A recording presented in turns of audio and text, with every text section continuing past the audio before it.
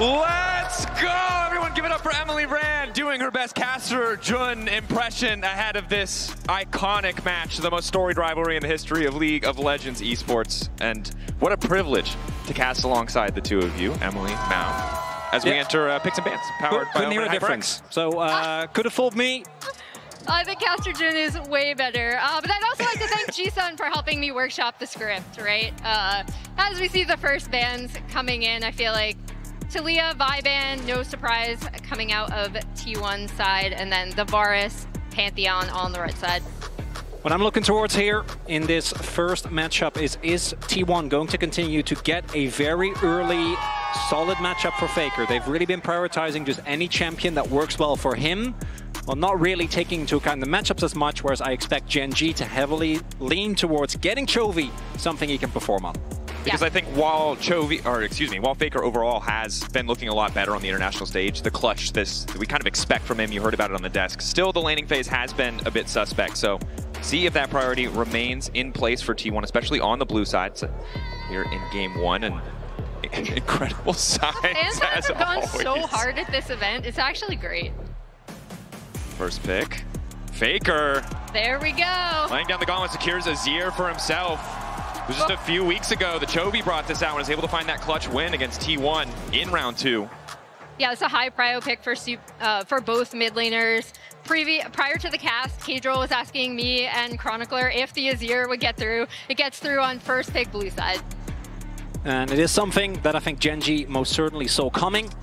No brainer, and again, it does fall within that trend of T1. Just picking a champion for Faker, he's comfortable, and I think the Annie pick away also works the same way in that it allows Gen.G to deny that pick from T1 down the line. I wonder if the Wukong follow-up is going to be there as well.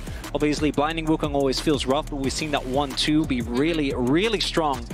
Another pick that you can go towards is the Poppy. We've seen it often compared with the Azir, either in jungle or in a bot lane because of the power of that wall slam. And Keen, they having an absolutely stellar tournament so far, is going to get the Gwen here. In a unique situation where we see neither the Gwen or the Rumble banned in the first phase. An opportunity to play arguably the two strongest top laners on the patch. Now, T1 can take their time here. They don't necessarily need to immediately snap Rundle. It might not even be advisable, but Keen, this is kind of the champion on this patch. If you want to solo carry a game, Gwen is the champ to do it. Yeah, she just ends up taking over in team fights and also in side lanes. We have the Sejuani hover right now for Owner, and that's going to be locked in. Saw Inspired yesterday. Has to try. I'm sorry, Emily, I'm sorry. You're looking at me like I'm bringing up your trauma. It was a sick game yesterday. Owner now alongside the Jax as well for Doran, so clearly willing to lay down the gauntlet on the top side. So a lot of levels to this. We have Owner picking away one of Canyon's best champions. We also have them deny the Gwen and Sejuani combo, and then they also get the Sejuani with the Jax themselves. So Sejuani Jax, extremely strong topside 2v2. There is the Wukong that we were expecting, so Gen.G very clearly opting in for a lot of proactive dive. Wouldn't be shocked if we see the Poppy banner to deny it away from Keria, while simultaneously still having, I think, pretty strong lanes, particularly early on. Yeah, I would like to see them take away the Poppy. The first pick they are going to take away is the Bard. We've had a lot of fun Bard performances. Those signs went super hard, by the way. Yeah, excellent stuff. Of course, Chovy, 10-3 career on the Annie. Wukong locked in, you mentioned it already. So taking away some of the counter picks for the bottom side of the map, the Bard and the Karma, I think a good read. Don't want to get too far pushed in here on the bottom side before you can really leverage the power of that Wukong-Annie combo. Lucian also taken away. Interesting situation where both sides have matched in phase 1. So phase 2, red side can have a lot of value for Duro. Of course, Keria, the guy we know for the crazy counter picks, and see if Duro has anything up his sleeve to show us here in game 1. With this draft, Gen.G, to me, probably looking for an, I want to say R4 Jhin. Pick it away from Guma. It's one of his best champions. It works really well with these type of dive compositions because it's so easy to follow up on any of the setup. Instead, looks like we're going to save Ruler's pick and pick one of the strongest supports on the patch, the Nico, to come through here for Duro. Yeah, Nico, an incredible playmaker, no doubt, right? The champion that if you have to pick something blind makes sense. But now the question is, what does a counter pick AD carry look like in this meta? Yeah, we'll see. I'm really curious to see what Guma and Keria are going to lock in now. They do value Cryo in that lane so heavily, right? Which I think one of the reasons why the Karma might also have been taken away is you can pair the Ezreal with it, right? Have a super strong pushing lane. Xayah hover now, and that will be locked in for Gumayushi. And the Rakan. Okay. Crowd goes crazy. Yeah, coming out swinging, and right, it's no surprise. Keria, Guma, back-to-back. How many times have we seen this duo take over games, especially on this combo? And I'm sorry I got to mention it. To me, the play I will always remember is going back to 2023 playoffs when T1 started their run towards Worlds. Look. KT was there, unfortunately. Yeah. It was this 2v2 that started, I think, the ascent to greatness. We saw the Jin coming in, Matt. That is true. The Jin coming in for this comp, and like you already discussed, there's so much setup for the Jin. Has amazing range on top of the dive they do have. I mean, this is such a standard T1 comp coming out of T1. It's crazy. There's a lot of ability for Owner to go and engage. Keria has really good follow-up. Guma is one of his comfort picks. Doran is on one of his most iconic champions, has been very consistent on this Jax. Faker on Azir, really don't think we need to discuss that one further. For Gen.G though, they do have a lot of pressure in the lanes, and as mentioned, I think Gen.G is a team that, even though they have the reputation of being generally pretty low-key, when they get big laning advantage, they're a slower-paced team. They're facing off against a team that will literally fist-fight for any objective that you can think of. I just haven't heard the phrase low-key. It doesn't sound very low-key. Here in Vancouver, as we get ready for our first game, two very explosive compositions. Comfort for the side of T1, maybe a bit more of those bracket lanes to talk about for the side of Gen.G. See if that pays off in the early stages of the game. Game one has been a bit of a red herring in a lot of the matchups so far, but I imagine something this story that's just not going to be the case. A lot to be taken away from momentum as well if T1 are able to find it. Yeah, no, these are two teams that are super, super familiar with each other. The last time they faced off, yes, it was a 2-0 for Gen.G, but those games, in particular, game one, came down to an insane Chovy flash shuffle into a three-man Skarner ult. So I expect team fights, even though Gen.G has the reputation to be boring, team fights are going to be explosive. Vancouver, as we load into game one. You all know how it goes. T1, Hana, duel, set. I think they weren't ready, but maybe for this one, Gen.G, Hana, duel, set. We got it. We're gonna train. We're gonna train. I know it's new. It's an LCK special. Not everyone has been there. We'll find out as we go. For now, though, early game. A lot of noise. That's all I can ask for. And ultimately, that's the fandom we love to see. However, as we get into this first game, you can hear that. And this is what I think makes T1 so terrifying. The desk predicting for them as well. It's the T1 magic. Maybe oversimplified as being clutch. But again, every stage they play on feels like a home stage. And it's something that the Gen.G players cannot let get to them in such a high-stakes match. It was really interesting to hear from Doran in his stage interview where they were like, what's been the difference being on this T1 team? And he talked a lot just about their preparation, both in and out of game, as something he's like, oh, now I see it, right? Like now I see why and how this team has been so successful. Looking at the early laning phases, gonna see if T1 can keep it together. I think we do, when we get to the level 6 spikes, obviously have a lot for T1 to play for. There is the Sejuani in particular. Do note that Owner has also gone for the Unsealed Spellbook, which for Sejuani's we've really generally only seen into Trundles, but the rune has just been on a tear here. Will allow Owner to join very easily with TP if he so chooses to as well, later down the line. I love that the spell is back in particular for Keria, just because I feel like he's such a demon and he can be so creative with a lot of his spell choices that makes him an even more well-rounded threat all over the map. Yeah, the surprise exhaust or smite when you're suddenly getting contested by the Rakan, maybe not what you expect, but look, Rakan going in with smite goes hard. And that it does, as apparently does Doran Jax, and of course the history between these two teams. I think important to call out, you heard it from the desk, but just a reminder of how many times these teams have played against each other. It has been such a close-fought rivalry. It is historic, essentially since the dawn of LoL Esports, just about, right? Across name changes and org changes, player changes, roster changes, Faker really the only consistent. And with the return of Ruler, that much more history across, yeah, 10, 12, 13-year rivalry. And it really wasn't until Chovy joined Gen.G that this matchup became even remotely close, right? We saw Gen.G struggle as recently as 2021. Good run, sure, close to making the World Finals, but losing to the eventual World Champion. As here we see closer, ever inching forward, but as I think the desk highlighted, if you're Chovy and you see all those wins you're able to find, would you not rather have won that World's Finals last year? It's something that I think always warrants discussion. Early laning phase here thus far, not going too crazy one way or another, as we do have both junglers potentially looking for a gank. Canyon paying some attention top side, but was spotted out on a bit of vision. His owner is just trying to keep the ball rolling on the bottom side. Quick stun, cleanse out. So nice summoner spell picked up there. Gets the heal too from Doro. So overall, pretty effective gank from essentially just owner by himself. Yeah, this will be able to, T1 should be able to set the wave in a spot where they'll be a little bit more comfortable. They were getting kind of pushed in by the Gen.G, so now they will be able to back, and we're going to see Canyon backing after taking that topside Scuttle Crab. For me, this mid lane matchup, something that we're going to keep a very close eye on, because I don't think we've seen domestic Chovy yet. Last year, we saw him a lot during MSI. Had a couple of extremely high-stakes, high-pressure games. Even in the finals, was heavily targeted. Didn't end up mattering. Had an incredible tournament. I don't really think we've seen that thus far. Doran and Keen finding here towards top, but Keen obviously looking for a base as the lane swap does come through here. T1 going to be pretty even with Guma being there earlier, but Duro now looking for a cancel on Doran, not letting him back for free. Continuing to get aggressive on the top lane in the 1v1 is Guma. Now there to back up.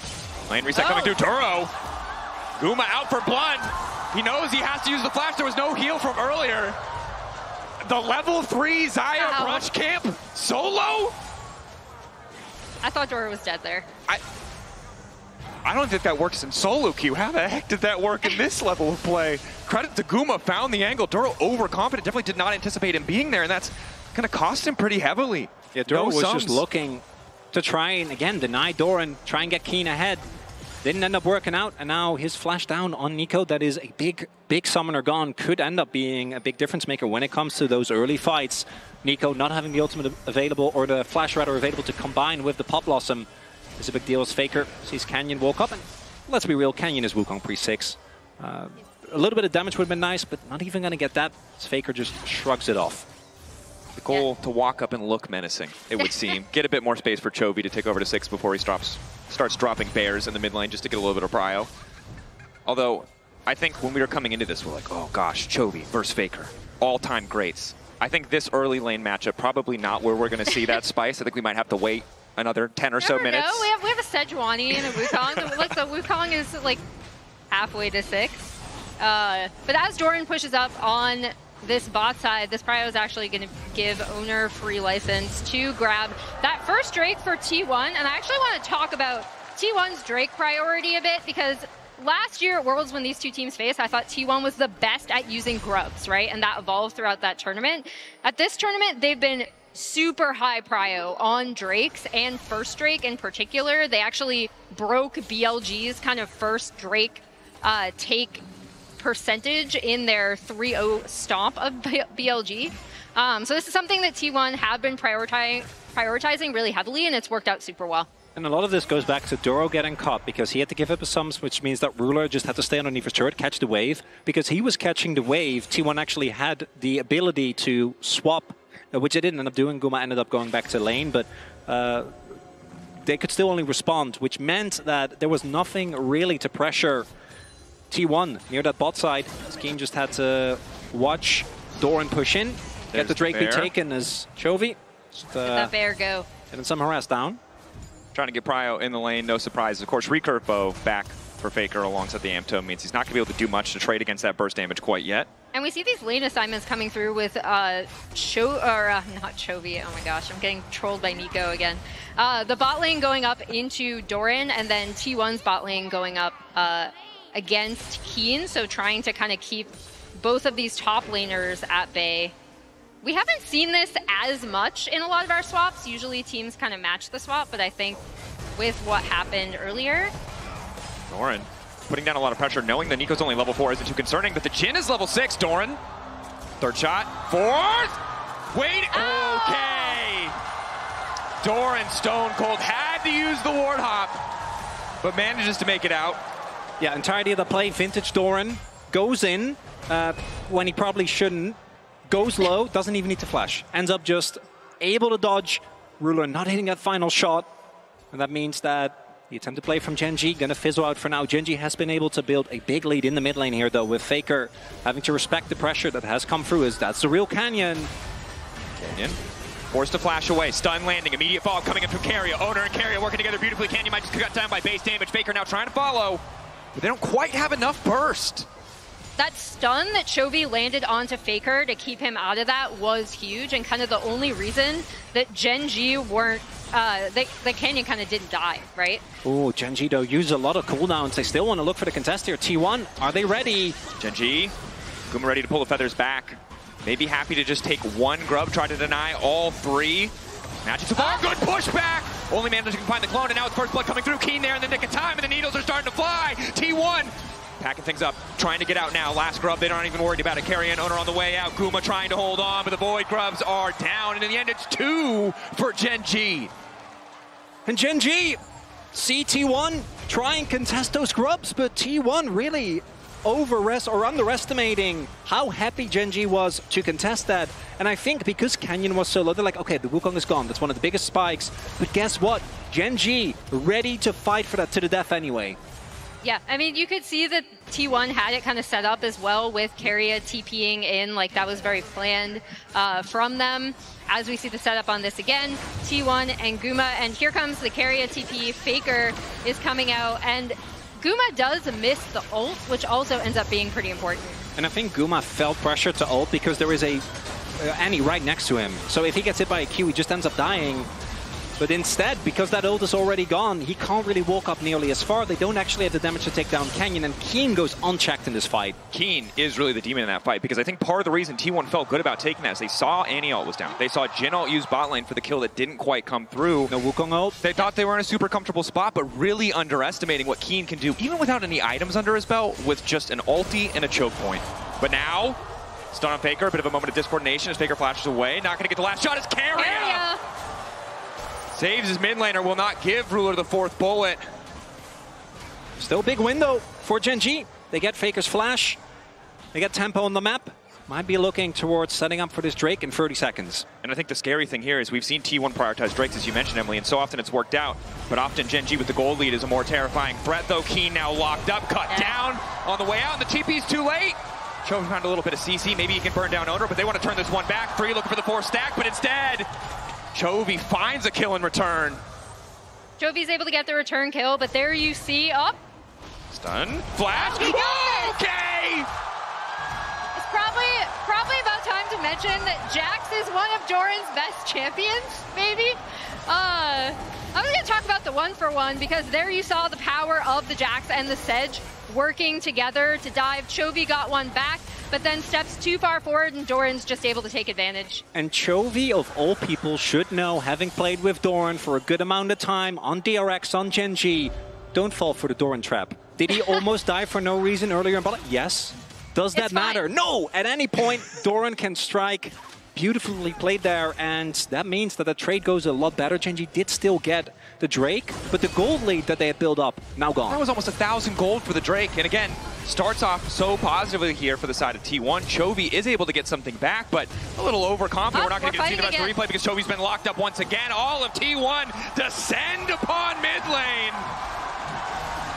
This is what happens if you don't have your flash. If you are an immobile carry into Azir, there's a reason why this champion has been at the forefront of the meta for what feels like the beginning of League.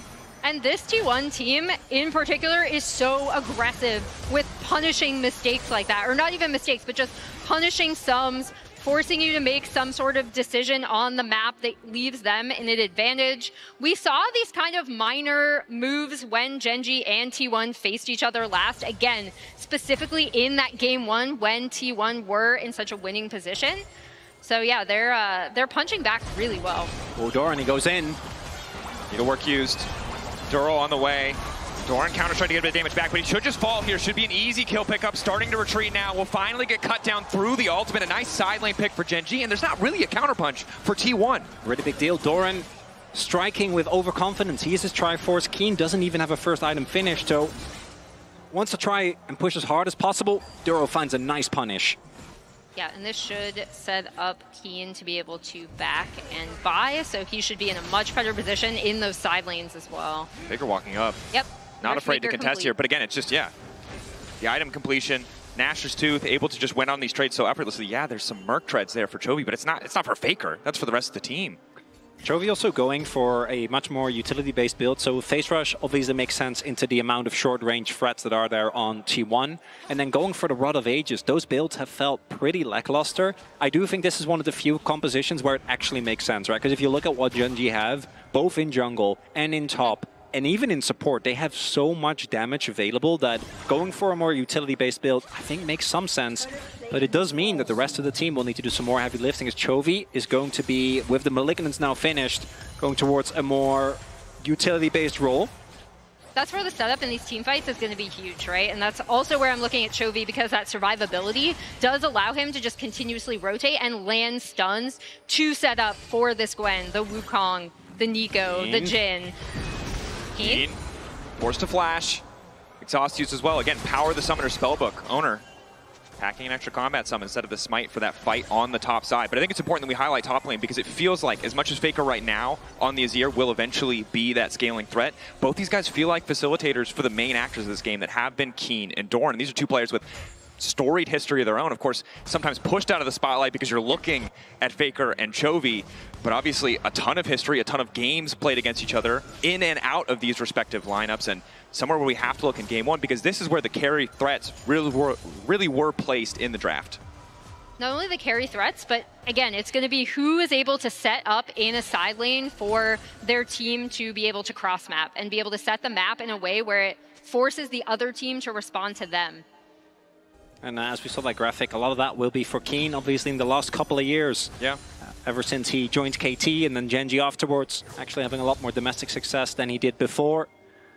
Winning his first title on this organization as well. And we might have a Herald fight on our hands. Looking at the summoners available, it's only Keen that doesn't have his. Everyone else has theirs, and T1 looking for a quick pick-off onto Chovy here. T1 seemingly willing to concede this Herald to get this pick on side lane. Chovy maybe feels like he's secure because he knows that objective would normally be the priority, but he's going to find out very quickly that he's not alone. How is he going to try to outplay this one? Baron to lock up Faker, try to mitigate some of that damage, but there's just nowhere you could go!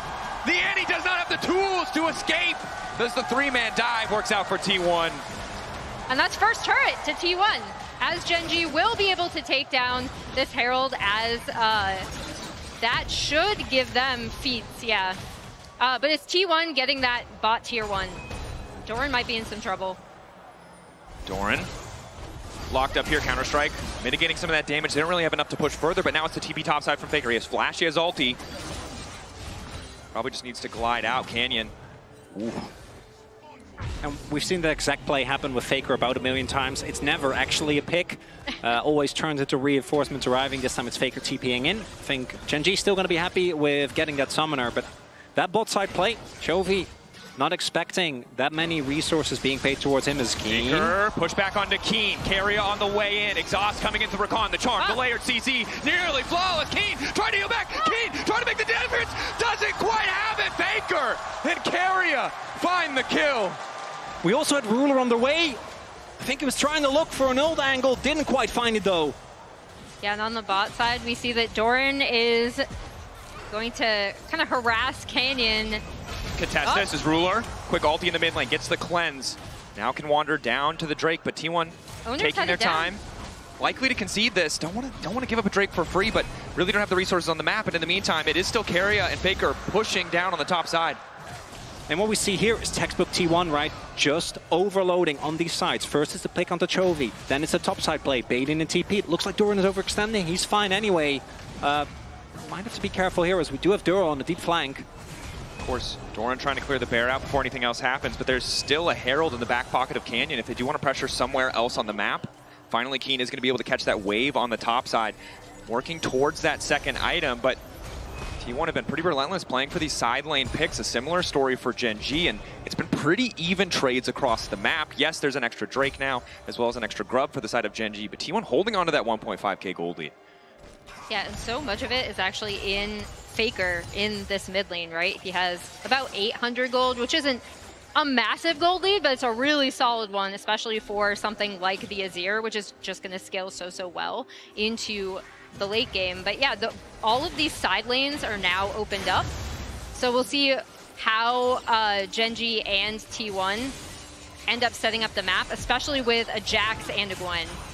Both these teams obviously having a lot of team fight power available as well. For T1, as long as they can avoid getting flanked, I think their front to back is so hard to cut for. You have Jax that can create space, you have an Azir. The engage obviously is amazing. If either Chovy or Kindo, even Canyon, ever finds their angle, and really it's often T1 that we see go for like these, what, 3-4-pronged engages. I think that's what Gen.G is going to have to look towards, which is why it's very important. They don't lose mid lane turret, and they hold on control of the vision. If the vision gets fully choked out, I don't think Gen.G can just play a straight up front to back. Multiple members of the team now descending on the bottom side of the map, looking for that vision, trying to wrest this control away from T1, hoping to find a pick as Keria. Now realizes he's spot Duro. Quick bit of lockup, trying to protect Faker. Faker needs to get it out of there. Keria going to use the ulti to try and hold on. Duro trying to find it. Chovy looking for a bit of fall, but Faker still standing for now. Owner ready to body block the shots. Faker still living, but in comes Keen. Gen.G on the bottom side have found a man out of place, and they're looking to find quick kills. Making it look effortless, but it's Doran now. Herald used it, might just have to be the escape path. Doran locked up and shut down. The fourth shot finds his mark, and out goes Canyon. And there's a reason why Gen.G says, we know how to deal with T1. I've seen that play run by T1 a million times. Faker is quote-unquote overextended as Canyon does miss the turret. We need to revoke Canyon's driver's license after that one. But yeah, that was so well set up, and that's where... Okay, that must have been on purpose.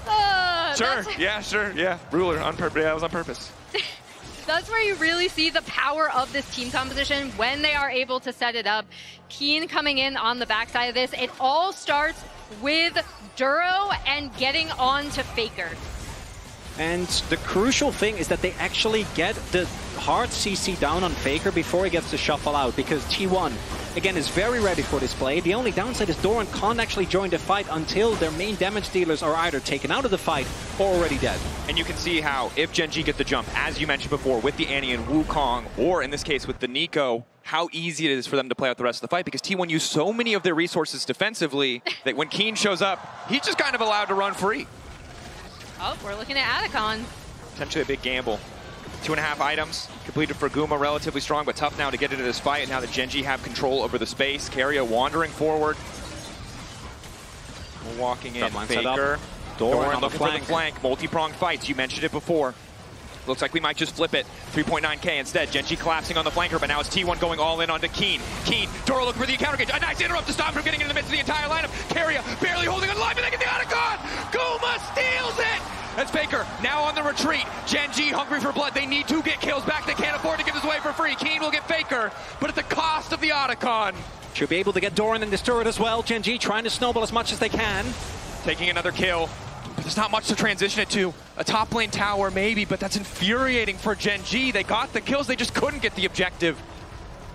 Yeah, Owner says, thanks for the leash, guys. I'm just gonna come in and take this one. And really, as with so many things, Doran here on the flank, Keria going in onto Keen, kind of forcing him out. And then, yeah. It's the lack of flash for Duro. He can't get on top. The fact that Guma does this on Xayah is way more insane than we have seen it happen before with the Varus, obviously, just using his feather pullback. But we'll see what this means for Dragon, because if this leads to soul point for Gen.G, because I do think, as we can see, they have tempo towards the river here, it'd still not be the end of the world for them. But the Atacon, the value of those flowers mean this game still dead even. T1, though, still behind on the setup, as you highlighted. That's what it might mean, conceding the Drake, unless they want to risk the fight walking into Fog of War. Faker would much prefer to have that setup first. You can see Owner not afraid to eat a bit of damage as Canyon goes forward, but Owner, quick interrupt on the Arctic Assault, may just give his life. The burst from Gen.G is too much. As soon as you land one part of CC in this composition, the rest can just immediately delete you from the map if you are isolated, right? And we saw it right there. That puts Gen.G now on soul point, and this is a mountain soul, which would be absolutely massive for them. And normally you see a Jhin, you're like, I don't know about the tank damage, but with both a Wukong, blood letters on Chovy, as well as a Gwen, even Owner, the tankiest member, I think, on the Rift, is just going to go down in seconds. Keen playing on the edge there a little bit, testing Doran, see if he can find a bit more of an advantage as Doro waits behind him. He took his Krugs. That's not okay. Those are his. You got to earn the title, Krug Lord. You got to keep. He has to keep fighting for him. You can't fight for him once and keep the title. Keen wants it for himself. A little disappointed. Yeah, I mean, fair enough. I will also say that while I really love the spellbook Sejuani, I think one of the downsides, as you can see there, is normally he would have procced Aftershock. He'd be a bit tankier. You are very squishy. The upside is, in the fights to come, as we keep our eye on carry, a Ruler pushed back! Caught out, T1 ready to go through, in the Ruler spot, essentially! It's the Ruler moment! Yeah, a lot of poignant history there as Faker swoops in to find Ruler on an immobile carry. And this is the best part of the matchup for us, as fans, as spectators, as enthusiasts, but it's so hard because for him it's another death mid lane, but for us it's the pattern, the history. How many times have we seen that play be a decider as T1 trying to wrest control of the mid lane? Gen.G not going to let it go easily, however, as a secret minion will just be a clone this time around. I gotta say, if Ruler didn't flash, I actually don't think that plays a big of a deal because there's no objective on the map. There isn't really a lot of opportunity for T1 to try and get anything out of this kill. One sneaky minion. Ooh. Doro gets the cancel. But because he flashed, it means that any subsequent play from both Doran and Faker is going to be way more oppressive. So I do think this is the type of composition we have a lot of threats. So just gunning for Ruler might not be the be-all end-all for T1. But it is, I think, a very costly investment into, let's be real, even if you flash there, you end up dying. You have to flash out of the initial shuffle or just accept your fate. Which he did not do, is now looking for a pick onto Doran, but reinforcements are always on the way. Gen.G walking forward with confidence, knowing how much burst damage they can lay down if needed.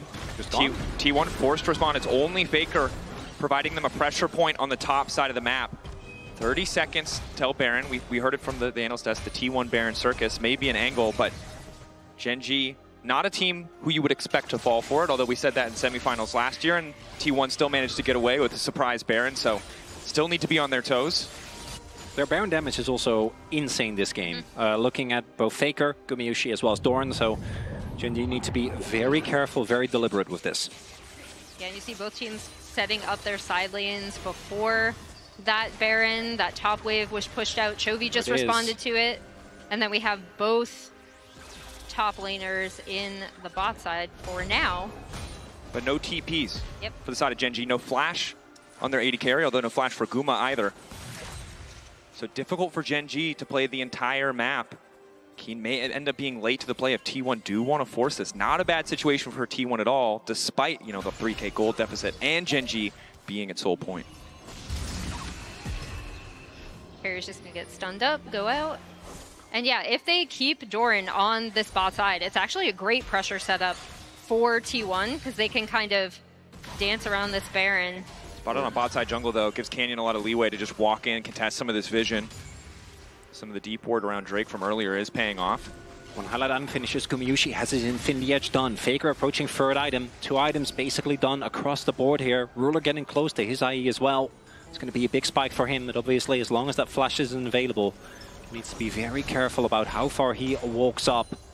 As we have now a stalemate. And Gen.G, because they have Soul Point, they could also just trade Soul for Nash. I think that's a great trade. I think getting Mountain Soul is so insanely powerful when you have the ability to just dive into the enemy backline with reckless abandon. Especially against this composition too, right? Because this team really wants these kind of longer, sustained front-to-back team fights. Mountain Soul helps Gen.G's composition deal with that so much better. Definitely a strong point. Ruler tries to find a route. T1 looking to get aggressive as carry, manages to catch out Chovy. Quick 1-2 punch. Chovy flashing, gets the bear down. Sprinting as fast as his little legs can go, but it's Owner to finish the job. Now Keen looking to follow up. Doro looking to find a 3-man knockup, and in goes to Gwen, trying to snip away through the T1 mid laner. Carrier catching, trying to defend. It's just not enough. They're too powerful. Doran, though, looking to take down Ruler. He knows he has no flash. He wants desperately to finish the job. They're too forward. The leap strike. Doro can't find the route. It's a mess across the fight, but it looks like Keen should just be able to chase this one down. Doran taking his time, ward over the wall, quick hop to safety. Multiple members lost on both sides. 2 down for the side of Gen.G, 3 down for the side of T1. Guma needs to make the difference. 3 items on this carry, but it's Doro and Canyon on the chase. Feathers go up, the pullback, he can't find the angle, and down goes Guma. And Chovy survives for just a second longer, meaning that Doro can find a beautiful counter engage, which sets up for Keen. Allows Gen.G to still find these big fight wins. Look at the Drake timer. T1 tried to go for the big fight there, just wanting to blow up Chovy, who doesn't have a defensive item, but it ended up failing and backfiring. And now instead of being able to leverage that Baron, right? Gen.G, well, are we contesting? Oh, okay, they are going for the Baron, which is smart. Sometimes you need the circus. Gen.G, though, appear to be ready for this one as Faker's just waiting over the wall. This is the power of Azir. Let's go. This mid laner can shred through the objective. T1, I think they believe that they're unspotted, but Doro's on the way in, so they'll know they're in trouble now. Oh, Canyon's here. Willing to flip it, willing to bet it. Canyon stepping up, T1 now retreating. Is this just going to be a massive leash? Gen.G. They found Faker. No reason to take the risk, and now it's Faker who has been caught out, wants to slide back, but there's Ruler waiting, looking for the finish, the kill. Faker gonna go down. T1 over eager, too comfortable in the idea that Gen.G would be fully committed to that Drake. And this is why Gen.G have been T1's nightmare domestically. They know these teams so well. They read the play like a book. Go towards the Dragon. Know that T1 is going to look for a heavy play towards Nash.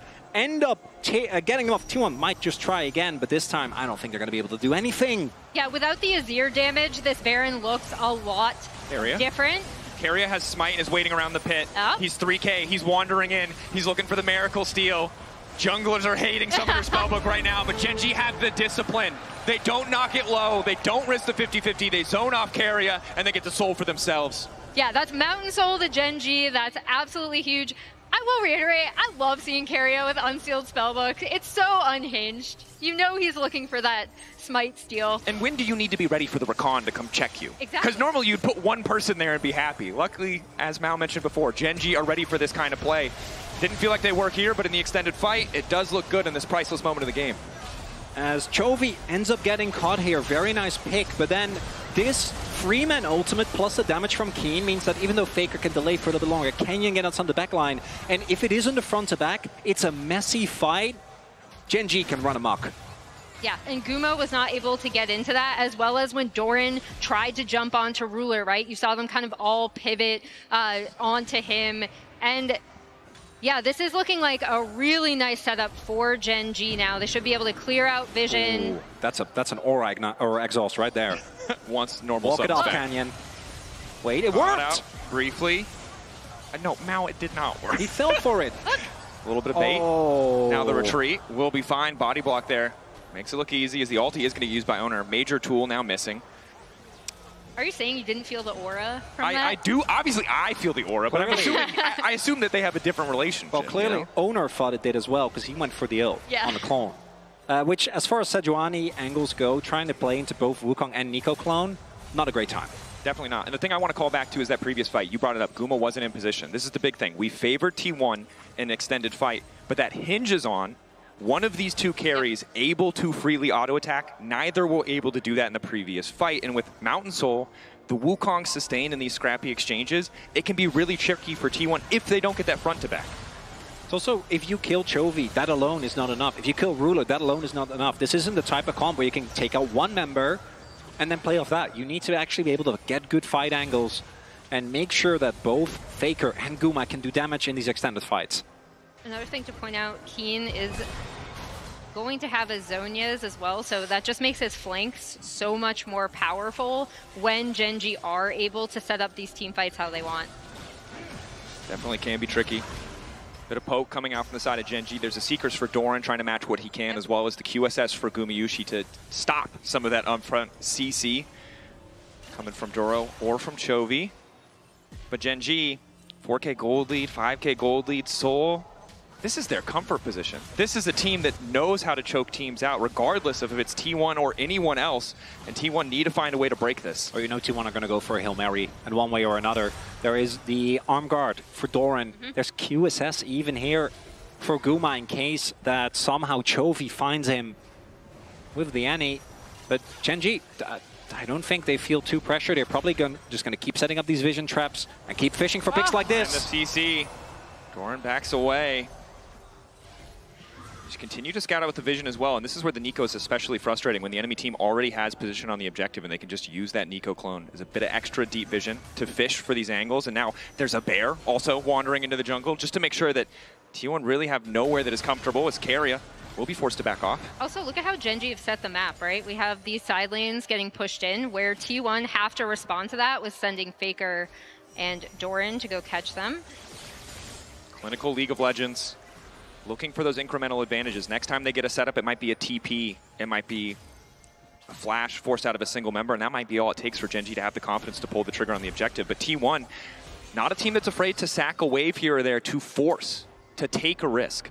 Also, Duro, Frozen Heart now finished into the amount of auto attackers on the enemy team. Actually going to get a crazy amount of value from that item. Doran, Faker, Guma, all going to be a little annoyed by that item existing. And I think Gen.G is going to keep playing it slow and steady. Catch the side waves, push it out, and then look for someone on T1 to walk in. Now, I don't think T1 are actually going to think that Gen.G is really doing it, because Gen.G aren't necessarily as crazy when it comes to these Barons, which is why we've seen the game kind of stall out. I think Gen.G keep waiting for someone on T1 to walk in or make a positioning error, but I think they're going to have to do more. They're going to have to actually start up this Nash. As I say that, though, Doran taking a lot of poke. That might be the starting sign. Taking another chunk. Doesn't have any natural sustain in the kit outside of when he's in combat from the Sundered Sky, excuse me, as he's closer now to the full hourglass. Yep, and Gen.G going to start the objective. Feel like they have good position. TP coming in from Doran and Gen.G. Looks like they're going to immediately back off instead. Happy to play for the pick. And again, it's just death by 1,000 cuts. They got what they came for. T1 thought it was Baron, but they were just happy with the TP. Started again. TP used. All sums basically available here. Gen.G. Chovy, CC onto Doran, instant combo. There's nothing he can do about it, but he goes golden. He buys an extra moment, and it's Guma and Faker on the backline for now, uncontested, trying to fire back. But the objective in the sights of Gen.G, keeping the pressure there. Terry has smite. And he does. As does Owner, and they're trying to lock him out of the pit. Canyon, nice backstep with the clone. The chunks onto both clones, massive, but not the real champions. Gen.G poking. Using the mountain shield. Yeah. Just waiting for it to regen. Chovy on the flank. Ruler trying to find the angle. Bit of CC down on a Faker. The flash forward. He goes golden. Can they try to turn this one back? A multi-man push into the waiting arms of Guma. Guma free firing, but Chovy flashes forward. Finds the CC. Quick QSS. Ulti out. The fight is so damn close. Ruler, one more bullet. Into the ulti. And it might just be curtains for T1 because Gen.G. What a fight. The Quadra for Ruler. Ruler Quadra kill cleans up a fight that was so close. At Baron, they'll be able to take down this mid-tier 2, and I think they might try to push to end here. Lore accurate Jin right there. Ruler with the Quadra. Look at that damage. This man was one of the weak spots on this team coming into MSI. He was the one, together with Duro, that was most criticized, but his Jin performance this tournament has been insane. Incredible stuff from Gen.G. They got the advantage. They gave T1 no quarter, no angle, no way of attack back into that one as they take game 1 with confidence. A fantastic setup from Gen.G, from a team that knows this T1 team so well, right? They set up their side waves. They have the Mountain Soul. They're like, we know you need to come into us to get this Baron and then end up getting the pick they need. And somewhat of a reversal in mid lane, where it was actually, I think, Faker did a really good job in the early game, both solid in lane, but when it comes to the impact, even though it felt like a lot of fights were Chovy getting caught, he still was able to deliver that CC that the rest of his team followed up on.